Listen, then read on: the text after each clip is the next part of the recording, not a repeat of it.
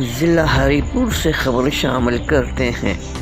جماعت اسلامی ہری پور کی جانب سے کاروان انقلاب 6 اگست چترال سے 14 اگست کو وزیرستان پر ختم ہونے والی ریلی کا خیر مقدم کرتے ہوئے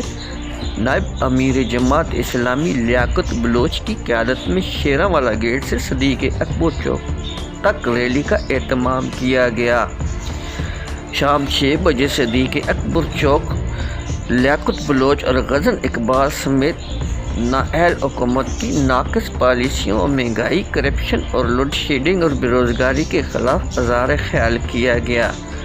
جس میں ہزاروں افراد نے شرکت کی اور مقررین نے اپنے خیالات کا اظہار کیا۔